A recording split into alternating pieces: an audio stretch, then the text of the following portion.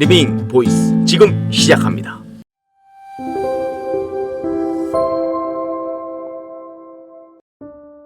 단 한 번도 왕이 되려고 하지 않았던 다윗에게 갑자기 사무엘이라는 선지자가 찾아와서 기름을 부었습니다.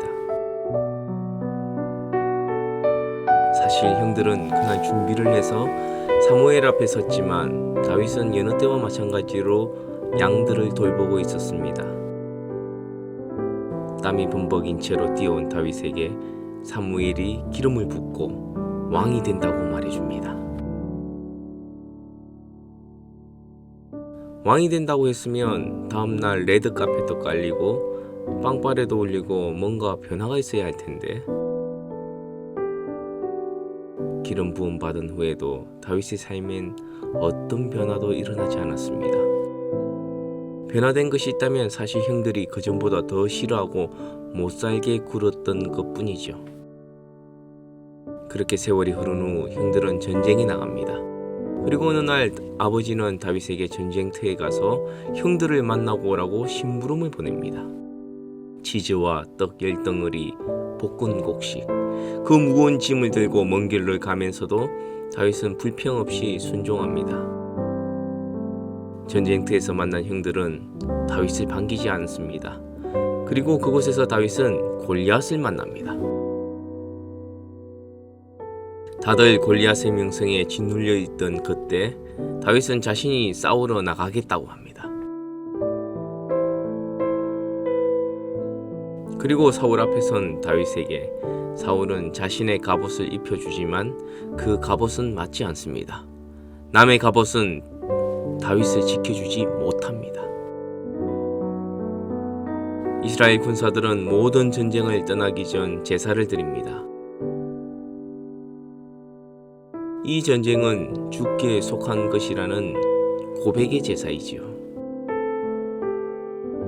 그러나 그 제사가 진짜가 되려면 여호와가 목자로서 나를 인도하시고, 전쟁터에서도 이 상황의 주인이심을 반드시 믿어야 합니다.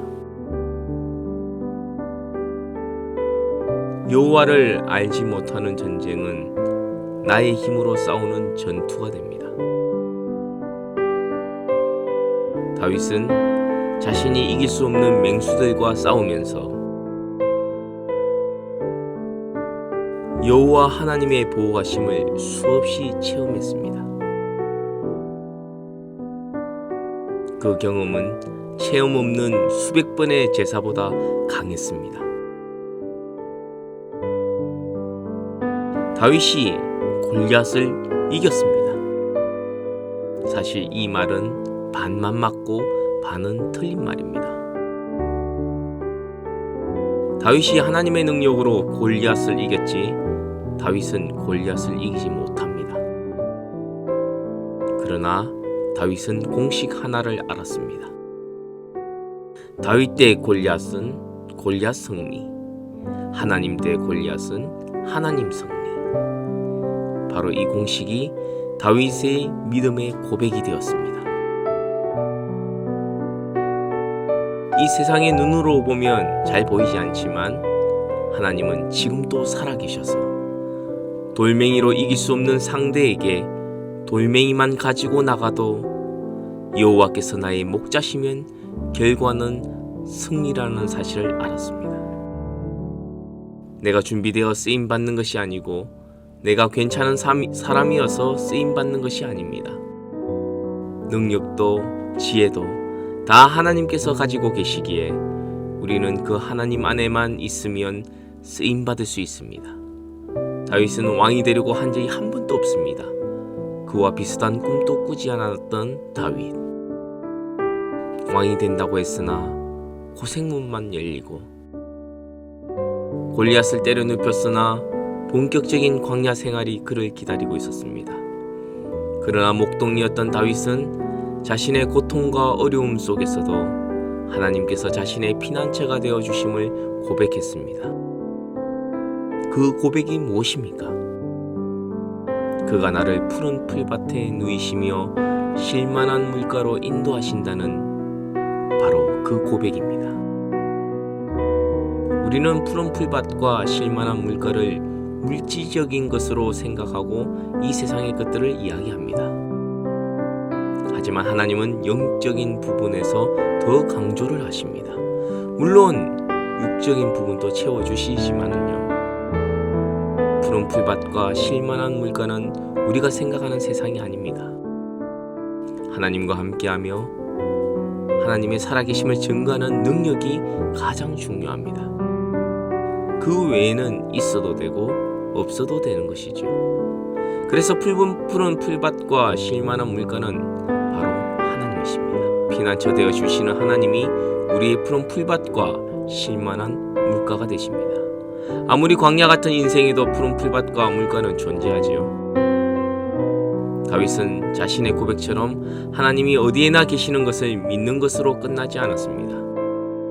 직접 경험했고 다른 사람의 간증이 아닌 그것이 내 인생의 고백이 되어야 합니다. 쉴만한 물가는 세상에 없습니다. 오직 하나님과의 관계 속에서만 존재합니다.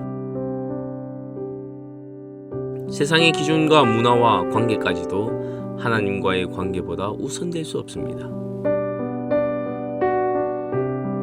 세상에서 안락한 곳이 쉴만한 물가가 아니지요. 사명자가 사명자답게 살며 주님과 깊은 교제와 안식을 이루는 곳이 바로 쉴만한 물가입니다. 여러분의 삶에서 쉴만한 물가는 어디입니까? 아니, 무엇입니까?